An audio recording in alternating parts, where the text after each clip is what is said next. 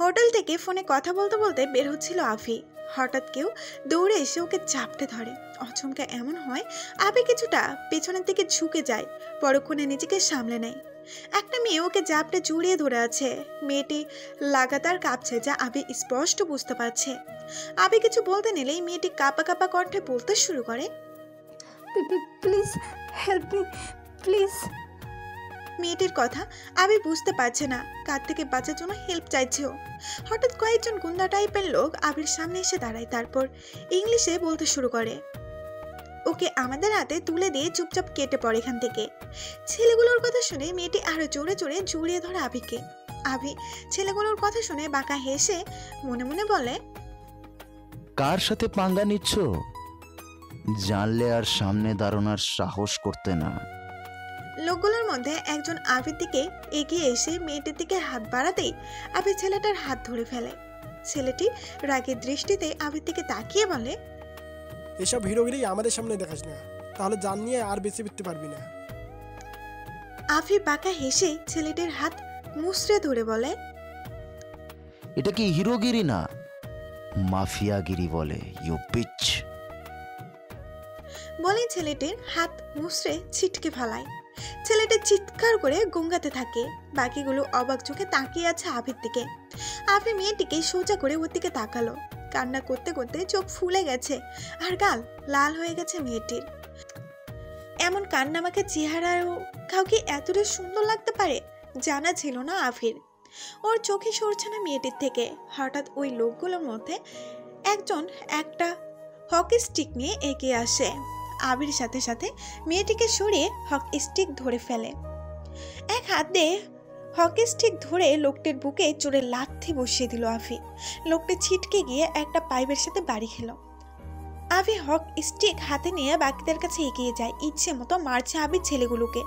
ওরা আবির সাথে পেরে উঠছে না। হঠাৎ পুলিশ সহ কয়েকজন মানুষ দ্রুত চলে আসে। তাদের দেখেই ছেলেগুলো দৌড়ে পালিয়ে যায়। আবি হাঁপিয়ে উঠেছে। পুলিশের সাথে কয়েকটি সমবয়সী মেয়ে আরেকজন বয়স্ক মহিলা এসেছে। মেয়েটি দৌড়ে গিয়ে মহিলাটিকে জড়িয়ে ধরে। পুলিশ ইন্সপেক্টর আমির সামনে এসে ওকে থ্যাংক ইউ বলতে শুরু করে, thank you so much mister Abhirajada. আসলে ওনারা বাংলাদেশ থেকে ট্যুর এসেছিলেন। হঠাৎ মেয়েটি তার টিম থেকে গায়েব হয়ে যায় এবং মিসেস আমেনা মহিলাটি আমাদের কাছে রিপোর্ট করেন। 2 ঘন্টা ধরে খোঁজার পর দেখতে পেলাম সে এখানেই, আর আপনি তার জন্য মারপিট করছেন। আমি দাঁড়িয়ে দেখছি শুধু। মহিলাটি মেয়েটিকে শান্ত করছেন আর বারবার উহি বলে ডাকছেন। আমি বুঝতে পারছি যে হয়তো মেয়েটির নাম উহি।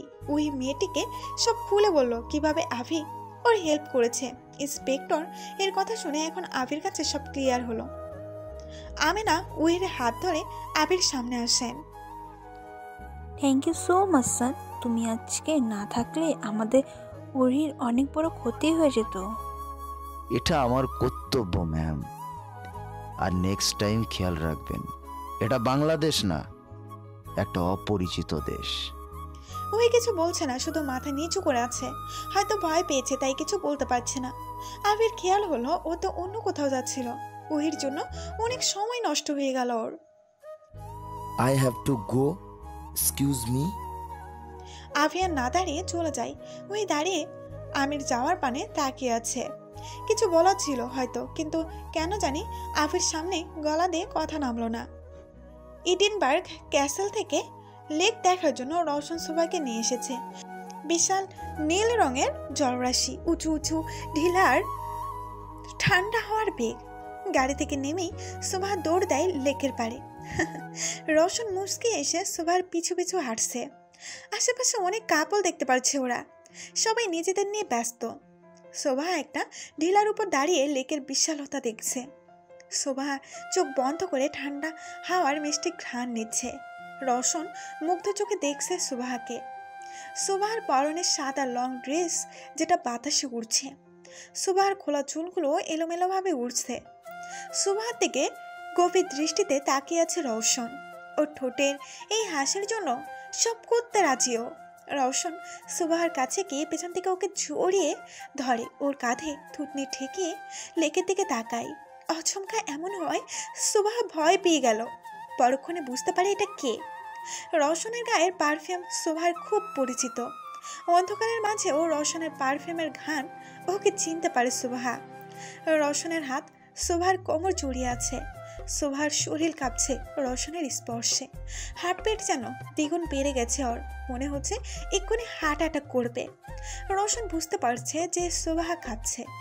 রওশন বাঁকা এসে সুবাহার কাঁধে ঠোঁট ছুঁয়ে দেয়। সুবাহা চোখ বড় বড় হয়ে যায়। রওশন, আমি ওই দিকে যাব। রওশন বুঝতে পারছে যে সুবাহা পালাতে চাইছে, তাই নিজের হাতের বাঁধন আলগা করে দেয় রওশন। হাতের বাঁধন আলগা হতে সুবাহা দৌড়ে নেমে যায়। রওশনের প্রচুর হাসি পাচ্ছে, নিজের হাসি কন্ট্রোল করে সুবাহার পেছনে যায় ও। কয়েকজন ফেরিওয়ালা অনেক ধরনের জিনিস নিয়ে বসে আছে। রঙিন কাচের ছোট ছোট শিশি, ছোট ছোট পুতুল, আইডল, কিরিং। সুবাহা তাদের কাছে গিয়ে জিনিসগুলো দেখছে।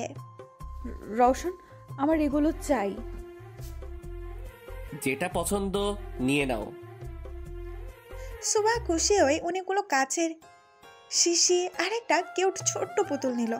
সুবাহার চোখে একটা কিরিং পড়লো, যেটাতে দুটো ছোট পুতুল লাগানো, একটা ছেলে আর একটা মেয়ে। সুবাহা কি রিংটাও নিল।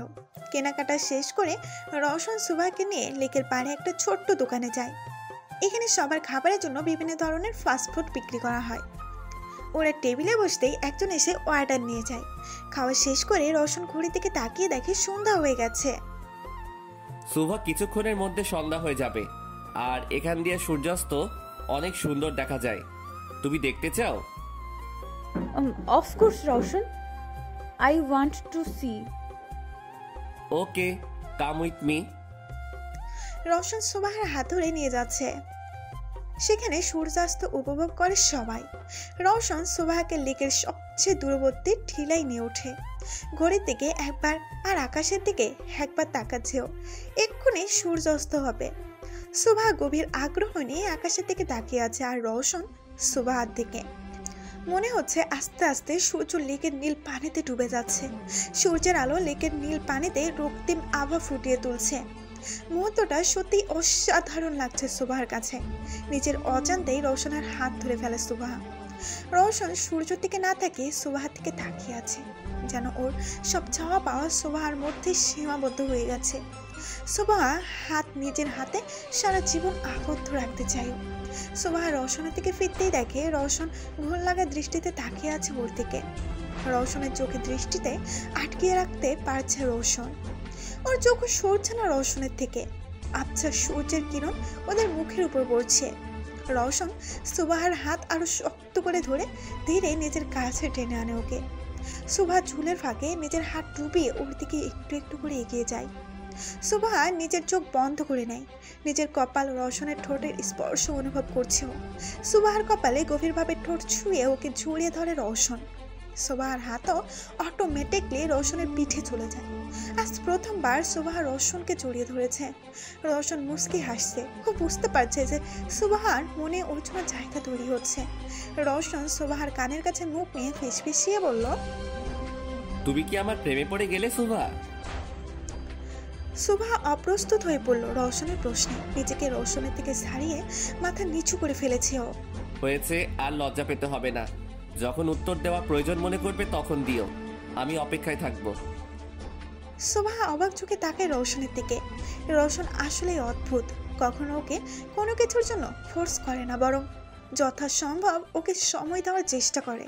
চলো, অন্ধকার হয়ে এসেছে, হোটেলে ফিরতে হবে। সুবাহা রওশনের পাশাপাশি হাঁটছে আর আজকে বারবার ওর দিকে তাকাচ্ছে। গাড়িতে উঠতে নিলেই সুবাহার মনে পড়ে ও কিরিংটা দোকানের টেবিলেই ফেলে এসেছে। ও নো রওশন, আমার কি রিং তো ওই টেবিলে ফেলে এসেছি। চলেন না নিয়ে আসি। ওয়েট, তোমার যেতে হবে না, আমি গিয়ে দেখছি। তুমি গাড়িতে বসো, আমি নিয়ে আসছি। রওশন সুবাহাকে গাড়িতে বসিয়ে দেয়, তারপর দরজা আটকিয়ে দিয়ে বলে, ভিতর থেকে লক করে নাও, আমি না আসা পর্যন্ত বের হবে না, ওকে? সুবাহা মাথা ঝাঁকিয়ে হ্যাঁ বলল।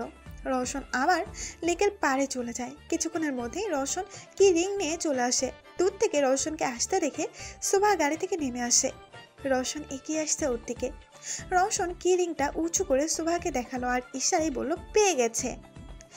শোভার চোখে খুশির ঝিলিক। হঠাৎ একটা কালো রঙের বড় গাড়ি এসে থামলো শোভার সামনে। শোভা ঘাবড়ে যায়। গাড়ি থেকে কয়েকজন লোক নেমে শোভার সামনে দাঁড়িয়ে ওর হাত ধরে ফেলেছে। শোভা কিছুই বুঝে উঠতে পারছে না এরা কারা। শোভা, হেই, লেট হার গো। রওশন লোকগুলোকে দেখেই দৌড় দেয় শোভার কাছে আসার জন্য। Are you leave me Roshan? লোকগুলো শোভাকে টেনে গাড়িতে তুলে নেয়। শোভা ছোটাছুটি করছে, তাও ছাড়া পাচ্ছে না। ও কান্না করছে ছোটার জন্য। রওশন আস্তে আস্তে তারা গাড়ির দরজা বন্ধ করে দেয়। তারপর গাড়ি স্টার্ট দেয়। রওশন নিজের গান বের করে গাড়িতে গুলি করছে, কিন্তু ভেন কোনো কাজ হলো না। গাড়ি নাগালের বাইরে চলে গেছে। রওশন হাঁপিয়ে গেছে, ওর নিঃশ্বাস আটকে আসছে। মনে হচ্ছে কেউ ওর বুকে গুলি করে ঝাঁঝরা করে দিয়েছে। মাথায় হাত দিয়ে দাঁড়িয়ে আছে ও। ইচ্ছে করছে নিজেকে এখনই গুলি করে শেষ করে দিতে।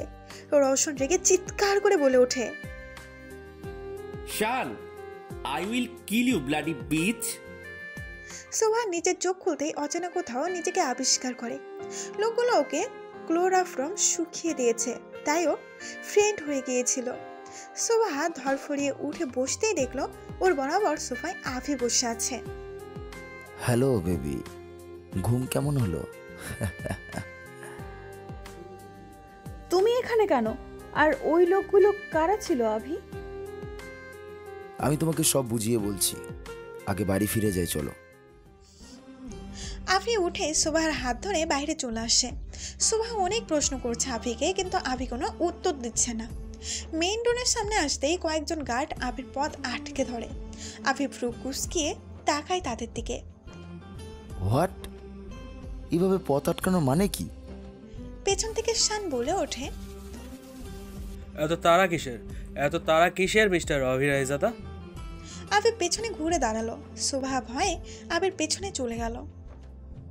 শর্ত অনুযায়ী সুভাকে আমি নিয়ে যাব, আর রওশনের সাথে যা করার তুমি করবে, ভুলে গেছো?